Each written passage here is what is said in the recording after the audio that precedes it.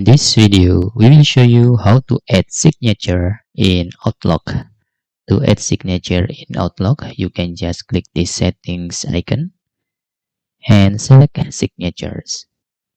In here, you can create a signature. For example, I'm create a signature called Sony. And for example, you can add any data here, like link, like image, okay? And another formatting here you can use for that. For example, I will choose like this for the signature. Okay, then we can click save. After you click save, you can choose the default signature here. For example, you can select in the Sony, or for replace you can forward. Also you can using this is just for example.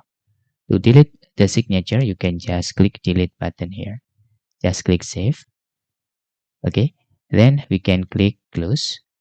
Let's try to create new email here, and for example, we will send to these people and try signature. Oh, you can see it's already appear in there. Okay,